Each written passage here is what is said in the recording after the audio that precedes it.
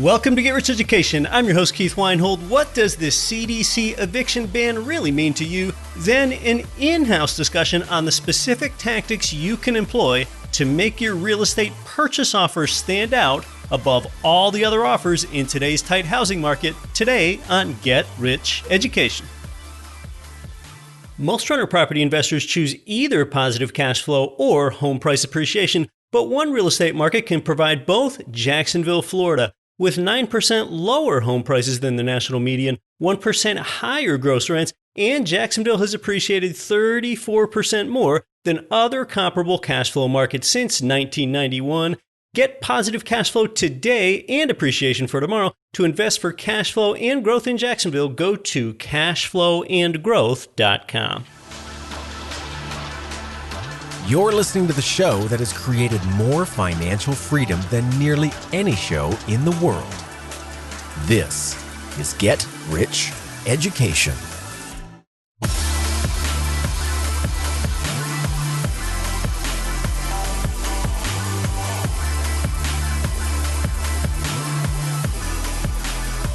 Welcome to GRE, from Montpellier, France to Montpelier, Vermont, and across 188 nations worldwide.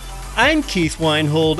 This is Get Rich Education. When the CDC, the Centers for Disease Control, announced a rent eviction moratorium for the rest of the year through the Trump administration, a lot of people, perhaps you included, thought, what, a disease center can just cancel rent? Well, no, rent is not canceled for the rest of the year. It might have only sounded that way. So can landlords still evict non-paying tenants in the United States? The answer is yes, they sure can. But there is generally a halt to COVID-related evictions through the end of the year, through December 31st. Despite the big headlines, it only applies to tenants that specifically cannot pay rent due to COVID. So be mindful that despite higher unemployment, most tenants do still have jobs.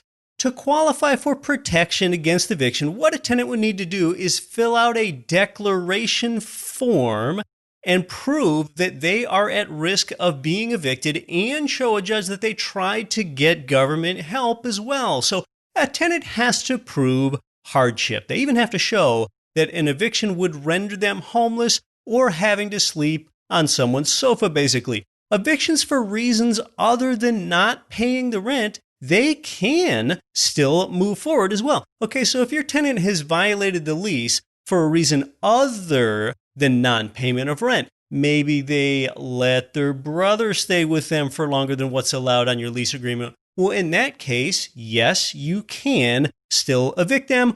Also, the moratorium, this particular eviction protection that we're talking about here, just with the CDC, that only applies to tenants that were financially eligible for a stimulus check back earlier this year. So that basically means that those with under $99K of annual income for single or couples filing jointly have a higher threshold. Even if a tenant proves to a judge that they truly can't pay rent due to COVID and an eviction is halted, the declaration form that the tenant has to fill out does indeed state that fees and penalties and interest for not paying on time will still apply based on what's in your lease agreement. So legally, the tenant would still be responsible for missed rent if they don't pay. So those are some of the conditions that really narrow the tenant precautions against eviction, and is definitely not any sort of cancellation of rent. I have got to give an acknowledgement to all those adversely affected by some of the worst wildfires in American history that have affected states on the West Coast. And how bad is it? Well, besides the loss of life and property, San Francisco, Portland, Oregon, and elsewhere have recently had the worst air quality in the entire world. That's according to CBS News. That is pretty frightening. Amidst what have been some really hard times for a lot of people this year already, amongst a global pandemic and civil unrest and a diminished economy and even an oil shock, then there are the wildfires for some. The housing market continues to be one of the real bright spots anywhere, with bidding wars and escalating prices for a lot of properties.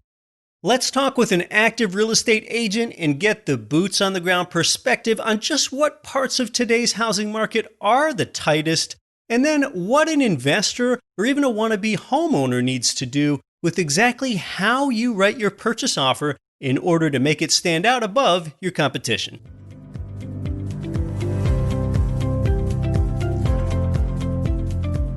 Hey, it's really great to have Get Rich Education's own Aundrea Newbern on the show today. She does a lot to contribute here, like helping us book guests on the show and myriad other things. Aundrea was a longtime GRE listener before she joined us here earlier this year. She's a highly experienced real estate investor. She's got a substantial portfolio of her own. She's also an active real estate agent in her home market, and that is Brunswick, Georgia. Aundrea, welcome onto the show. Thank you so much for having me, Keith. Aundrea also owns an MBA in finance, so she's got a good formal understanding of real estate and economics too. And I often joke with her that she's more credentialed than me here at GRE. I've only got my humble bachelor's degree in geography and regional planning myself. So over the past few months, we've discussed here how the pandemic is affecting housing and the economy. We've done that through me. I've given you my own commentary on what I see to you, the listener. We've also had property managers, property providers, a few economists. And today I wanted Aundrea, being an active real estate agent, to share her insights with you on just how competitive today's housing market has become, because she works directly with buyers and sellers in today's market. But Aundrea, before we get into that, for some background here, tell us a bit about your own portfolio and what you own, single-family homes, apartments. Tell us where you're coming from that way. I've been investing now for about 5 years, Keith, and my portfolio is a little bit mixed. It's mostly single-family homes. Most of my rentals are in the B class, some C plus, C minus as well. I do have a few duplexes and a couple of quadplexes as well. So it's a little bit of mix, but everything's 4 units or under right now. Okay, a really good mix, utilizing that 1 to 4 unit space where you can get that long-term fixed interest rate debt for 30 years. Is it all long-term rentals, or do you do any short-terms by chance? They are all currently long-term rentals. I have dabbled a little bit in short-term rentals, and I make a lot more money off of those than I do the long-term, but they're a lot more of a headache as well. So I've shifted out of that model. Tell us some more about your typical tenant as well, including, are there any Section 8, any government subsidized housing tenants in your portfolio? Great question. So I really actually love my Section 8 tenants. I do have a handful of those. It is not the majority of the portfolio. I am currently actually looking at increasing my Section 8 portfolio at the moment. However, most of my tenants are probably your B class, C plus, middle income, blue collar workers. Yeah, government subsidized housing, that's Section 8. It's really interesting. That, I think, has more value in the marketplace than it did just 1 year ago with what's happened, where with Section 8, you often have 80% or more every month of that tenant payment being made by the government directly to you, the landlord. You absolutely do. And I was really happy to have those Section 8 tenants when the pandemic hit, because I didn't have to worry about where my payments were coming from and if they were going to pay or not. So appreciate it a lot more now than I did a year ago, to your point. Now, since you do own a lot of your portfolio right there in the local area, Brunswick, Georgia, what do you do about management? Do you self-manage some of them? Do you use professional management? Tell us about that. That is also a great question. So currently at the moment, I do self-manage all of my properties. I have set up a lot of systems to make the process pretty easy. So there's not actually a lot of work that goes into it weekly.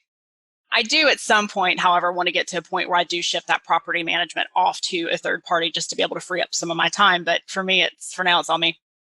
You're a person that's really good with systems, and you help us here at GRE with some of that knowledge that you have of systems. So yes, there are more tools for a self-manager today than there were back when I did my own self-property management. I only self-managed up to the point where I had 8 units. And as soon as I was about to get more than 8 units, even though they were all in my hometown at that point, that's when I outsourced management. But someone might be able to stretch that to more 15 or 20 units now and perhaps have the same workload with all of today's online management tools.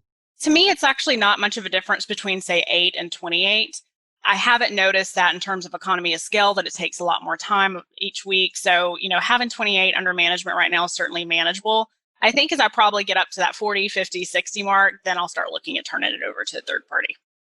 Before we talk about the temperature of the market, do you have any favorite online tools that you use, whether they're management tools or other tools for helping to organize your own portfolio? Any apps or websites? So I currently use Buildium to manage most of my rentals at the time. In terms of applications, I use TransUnion SmartMove. They decision the applications or provide a recommendation per se within just like 30 seconds of the applicant submitting it. So far, I've never had to evict. I've never had to even give an eviction notice at this point. So I think TransUnion's doing a pretty good job with that background screening. But those are the top two that I would say I use. Having a low eviction rate starts up front in that screening. So let's learn more about the temperature of the market. And I think part of the help that we're going to get with that is knowing just what kind of real estate agent or licensee that you are. What particular niche do you serve in that capacity? And is it owner occupied or is it selling rental properties to investors? Most of the work that I do is with investors, local investors, people that are first-time investors or a little bit newer. I do offer kind of a full package where I teach them the ropes of investing. I do have some more experienced out-of-town investors that come into this area as well that I serve. In terms of just your residential, typical buyer or seller, I predominantly work with friends and family. I kind of keep my clients a little bit limited from that perspective so that I can serve investors a little bit more. So we always talk about how the market is even more important than the property. And I think you're based in an interesting market there, Aundrea, Brunswick, Georgia. It is a market that's on the coast. You had mentioned short-term rentals earlier. You're trying that for a little while. It can really wear a person down with the extra time that it can take for sure. And now some short-term rental niches like Airbnbs and VRBOs have had more difficulty being resilient in the pandemic. So from that perspective, it's probably good and it's more stable that you're in the long-term rent as well. But the reason this is important with short-term rentals is when we talk about a coastal city, that is more conducive to those vacation type of rentals. But Brunswick, being positioned on the coast there in southeastern Georgia, as you go inland, you probably have more of these where the numbers work better for long-term rentals. You do. So we have a couple different areas here. The first is called St. Simon's Island and Jekyll Island. Those are our touristy destinations where we get people from all over the U.S., predominantly from the tri-state area, that come in and want to do their beach vacations. So that's where most of the short-term rentals are prevalent. However, on the mainland, we've got a little bit of an interesting scenario. Here locally, we have a lot of people that work in the tourism industry and help serve those customers and clients that are coming in town. We also have something called the Federal Law Enforcement Training Center, or FLETC as we call it locally. And that houses a lot of students such as customs agents, trainees that are coming in. It also hosts the instructors as well. When those individuals come in, especially the instructors, they're here for a year or more on assignment, and they're looking for those longer term rentals. So that's actually driven up the demand for long-term rentals here as well. Yeah, this is interesting. So we're talking about southeastern Georgia, and you mentioned the tri-state area. Which three states does that pertain to, Aundrea? So it's mostly South Carolina. We have a lot that come from North Georgia, but that's part of our state, so I won't mention that. Alabama, and then Florida as well.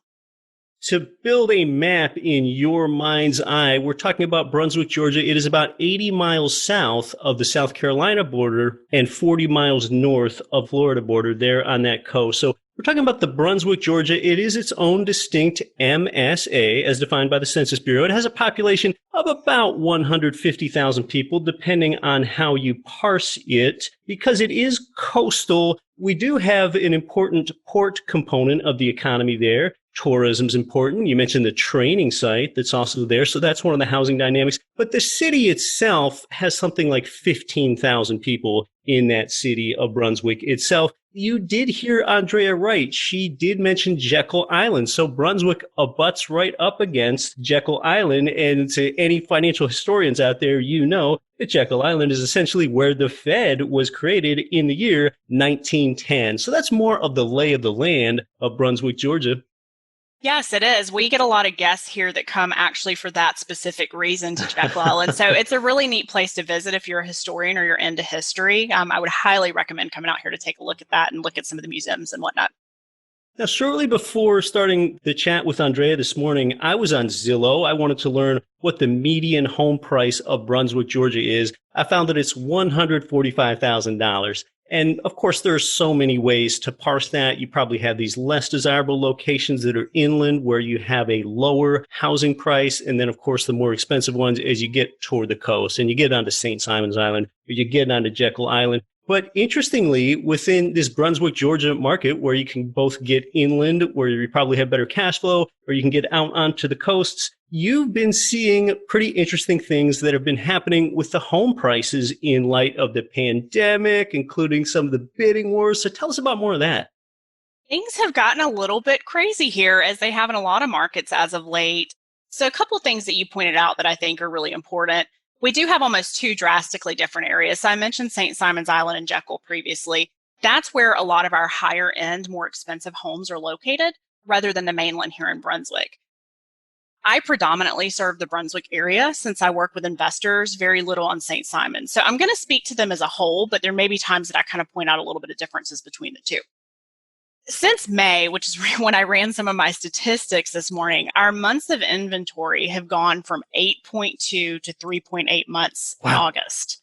So it went from more of a buyer's market to a seller's market very quickly with limited inventory. And another thing that you mentioned was the average home price is about $145,000. If you include the entire county, which is St. Simon's, Jekyll, and Glenn County, which includes Brunswick, the median sales price have actually gone up to $350,000. From $260,000 back in May. So that big of a difference just over that amount of time. There are some big differences there. So yeah, that 145K probably pertains just to Brunswick City proper. Exactly, precisely. And we've also seen, to a couple of other points you've made, most of the homes that we sell are in that $100,000 to $200,000 range. That's where the majority of people can afford to purchase. And that is where we are starting to see those bidding wars. Price per square foot has gone up significantly. And appraisals, interestingly enough, are coming in at those increased sales prices that are oftentimes over the listing price as well. I just want to give a reminder to the listener here. We happen to be keying in on Brunswick, Georgia, but the reason we're talking about this is emblematic of the population shifts that are occurring, emblematic of this migration pattern where people are looking to leave and vacate areas of the highly priced Northeast or coastal California where you have high taxes and you have high prices and people can work from home. So this is really just a litmus test for getting the temperature of what's attracting people and what people are willing to pay in these smaller, warmer, lower tax, lower cost markets. So with that context in mind, tell us more about the bidding wars. How crazy is it getting? Are places even able to be listed on the MLS? And are people bidding high for their investor homes or owner-occupied homes? Or tell us more about that.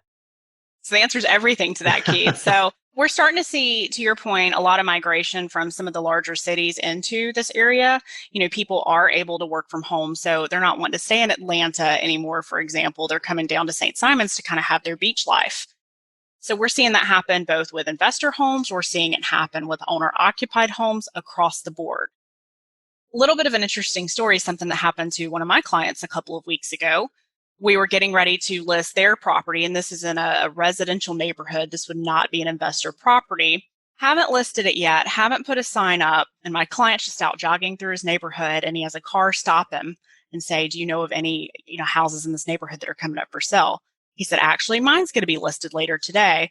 House was under contract, full price, no questions asked, as is, before we even listed it on the market, and that's what we're starting to see here a lot now. Like marketing zero prior to a sale. Typically in marketing and sales, marketing activities are what leads up to a sale. And I think a lot of times what you're saying is you can skip the marketing.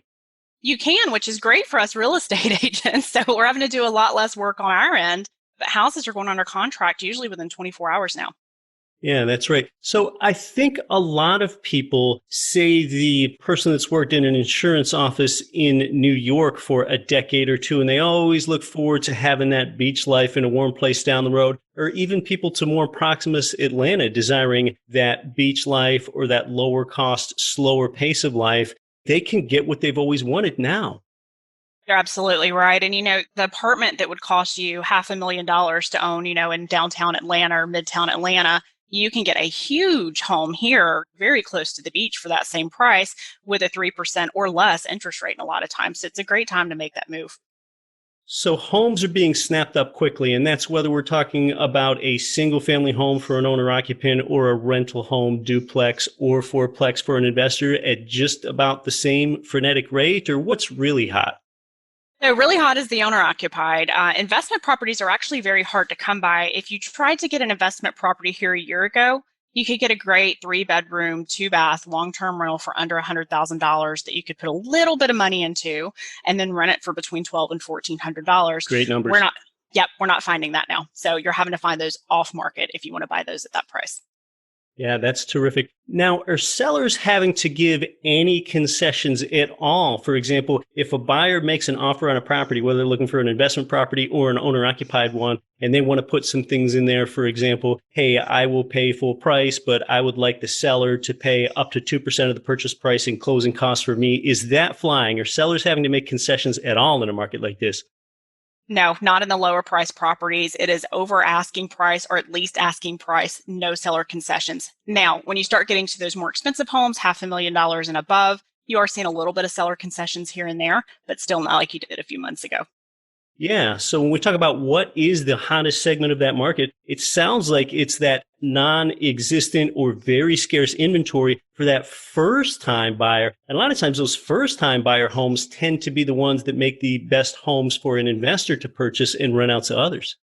That is absolutely right. And the median income here is around $50,000 a year. We also have about 17% of people living at or below the poverty line. So it's gotten increasingly more difficult for the people that are in those income brackets between poverty level and $50,000 a year to be able to find those first-time homes. You're listening to Get Rich Education. We're having an in-house chat with our own Aundrea Newbern. More when we come back. I'm your host, Keith Weinhold.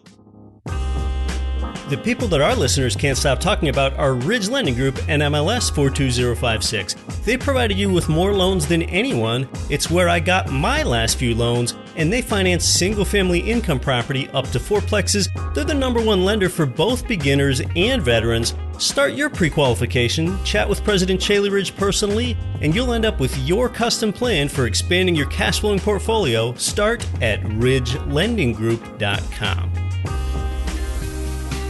Fortunately for you, Congress has made it possible to get up to $200,000 out of your current 401k or TSP to invest in real estate or your own business, and that's even if you're still working. The thing is, you can get all this money tax-free. The EQRP is your secret weapon. With the CARES Act expiring soon, the EQRP company helps you unleash your retirement funds now. Learn more and text message QRP in all capital letters to 72,000. Check this out, G. This is Flavor Flav in the building for my man Keith Weinhold to your powerful Get Rich Education podcast. And you reached 3 million listeners. Congratulations, man, on your podcast. For you, Keith, rock the house, G.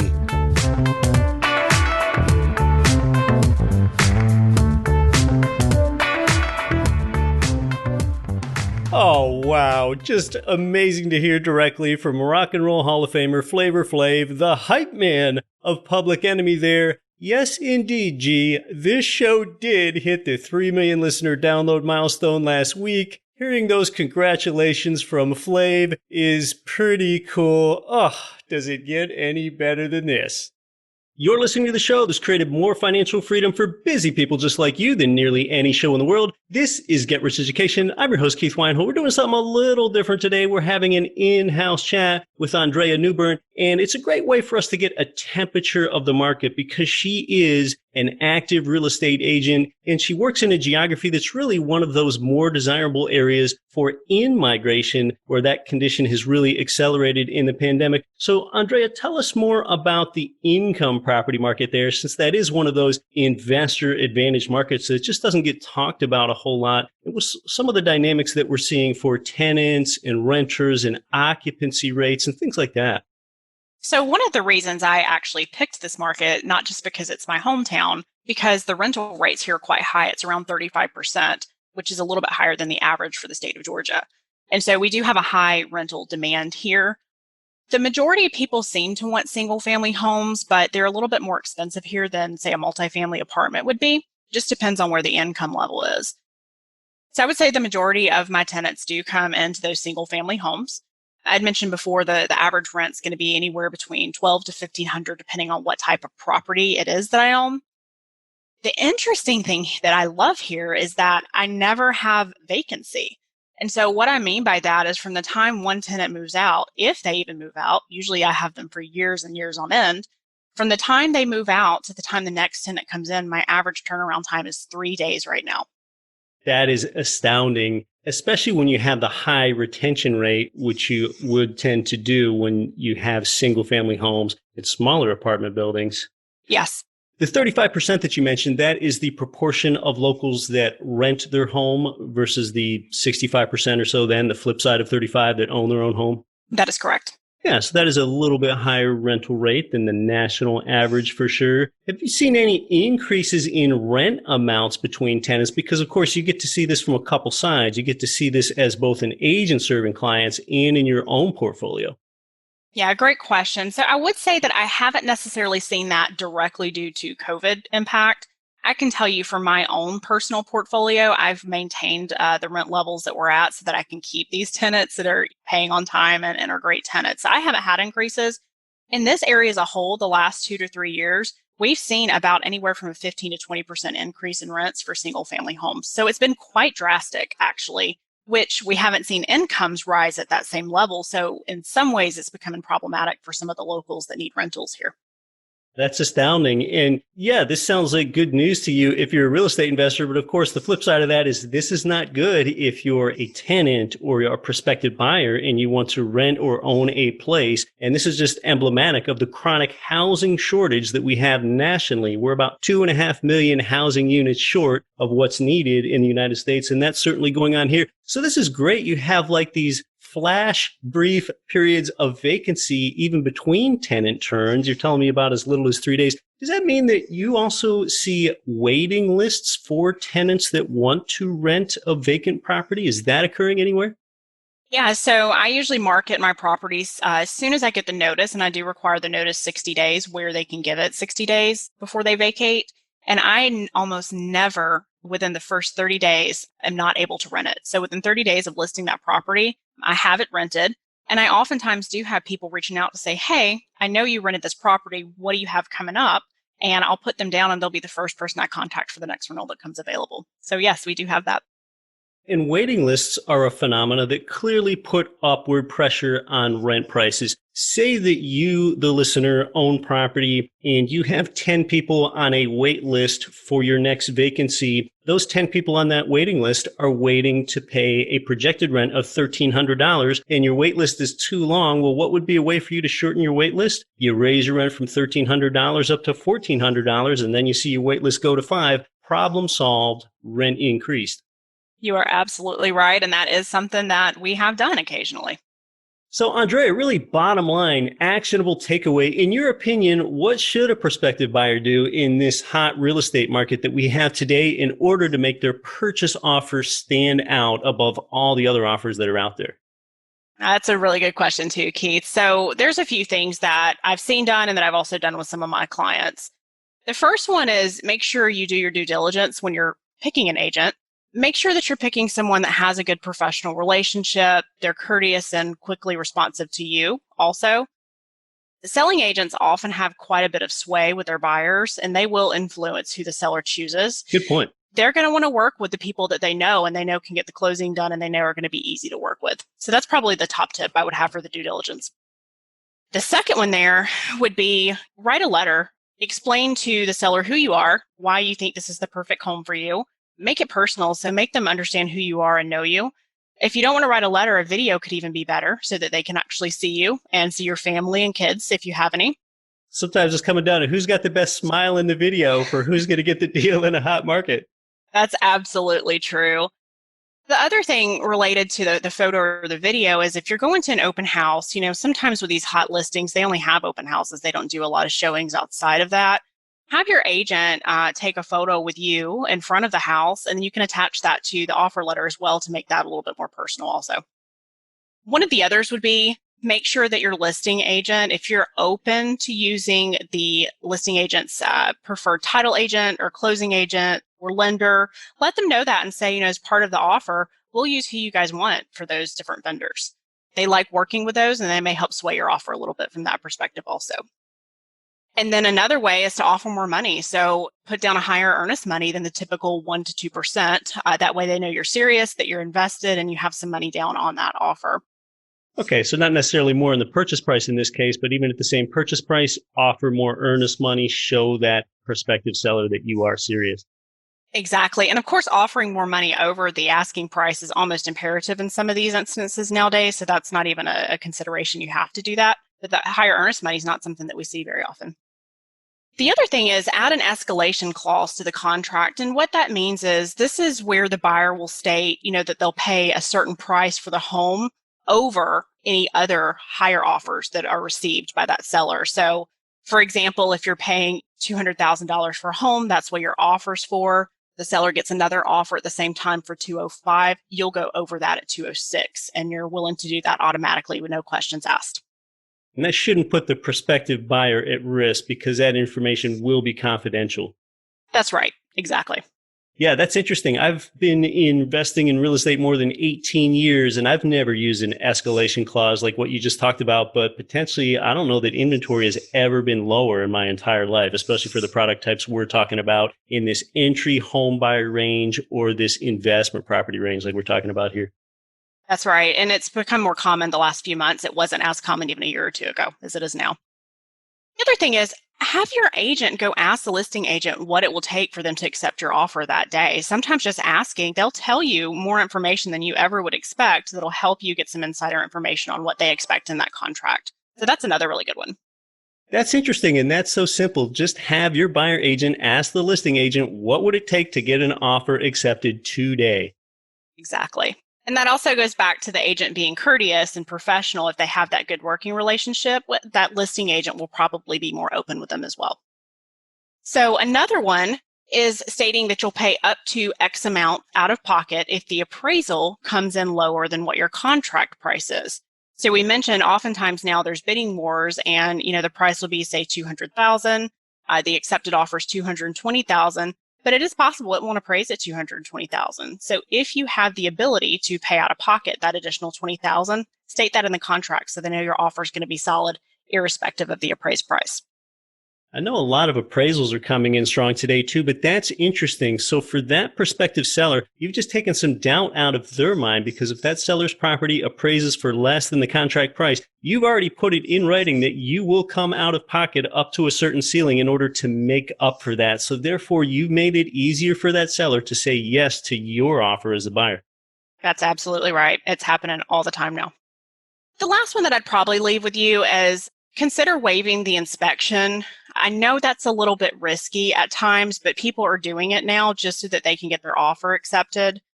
It's not necessarily waiving your due diligence period, but let them know you're willing to just bypass what's found on the inspection unless it's something major. There's kind of different ways you can play that, but we're starting to see that be a very common trick now as well.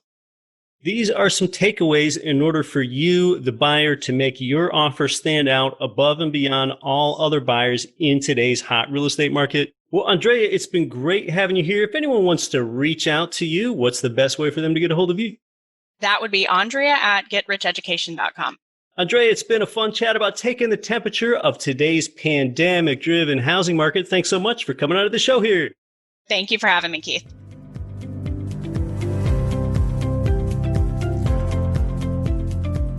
Oh, great to get the value directly from our own Aundrea today. Hey, it's great to surround yourself with sharp people. I'll tell you, around here, sometimes I think that she needs to tell me what to do. If you'd like to reach out to her, Aundrea is spelled Aundrea at getricheducation.com. One thing for you to keep in mind with statistics is that remember to look at the story behind the numbers, like I often talk about here. Don't let statistics lie to you. Yes, many home prices are appreciating now, but when you see median home prices go way, way up in a short period of time, there can often be more to the story. For example, if you see a 30% increase in an area's median home price year over year, keep in mind that in the pandemic, a lot of markets are seeing more demand for homes that have more square footage because people want more space in the pandemic. So if home prices do jump 30%, but see the average home sold has 20% more square footage, well, now you begin to get the idea. Maybe on a square footage basis, prices of homes are only up 8% or 10%. So if you see this pandemic-driven spiking price rise, look a little beyond the superficial appreciation rate alone to see the full story that the numbers are really telling you, and Aundrea will tell you the same thing. So though she heads up the operations here at GRE, she also maintains that active agent license in her home market in Georgia. To give you a quick review of her most actionable gems today to make your purchase offer stand out, if you enlist an agent, which usually in that case then would mean that you're not buying turnkey, make sure you choose a buyer agent that's going to behave professionally and show some courtesy to the seller agent over there on the other side, since that seller agent often has a good bit of sway and can influence who the seller chooses to sell that home to. Agents that work well with others often get that preference. Also, if you want to buy, consider writing a letter to the seller, or even better, send a video explaining why you are the best buyer. Also, get an advantage by telling the listing agent that your buyer will use that seller's preferred title agent or closing agent and lender. You can offer a higher earnest money deposit than that typical 1 to 2% of the purchase price. Another tactic, add an escalation clause to the contract. I think this is an interesting maneuver for you to consider, where if you're the buyer, you state that you'll pay X price for the home, but if the seller receives another offer that's higher than yours, then you'll increase your purchase price to an amount above that competitor buyer's offer yet. That's an escalation clause. Another tactic that's so simple, just have your agent ask the listing agent what it would take to get an offer accepted on this very day. So rather than complicate things, simply ask for what you want to know. Yet another option, if you have the financial wherewithal to do it, is that you'll pay up to X amount out of your pocket if the appraisal comes in lower than the contract price. That is a recap of the specific tactics you can employ to make your real estate purchase offer stand out above all of the others in today's tight housing market. One reminder for you active real estate investors is really something that I've needed to remind myself of. It isn't just your tenants, but it's your property managers whom you might want to give some more slack to these days. Property managers, they've had to make pandemic adjustments, so they're often hustling harder. And then in the pandemic, based on your situation, you, the investor, at the same time might have more time to look over your portfolio and your monthly management statement and ask your manager questions. I know that I've got a property manager or two that's a little backed up in replying to me during this exceptional time.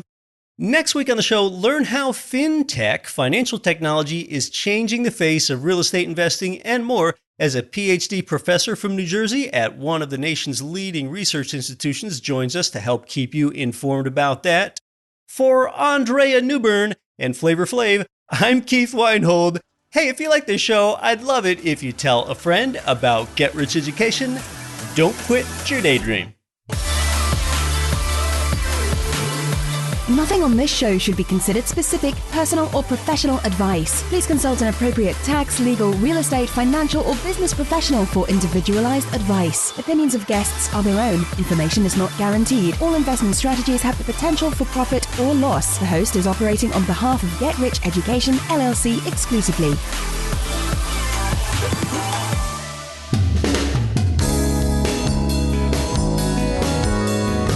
The preceding program was brought to you by your home for wealth building, GetRichEducation.com.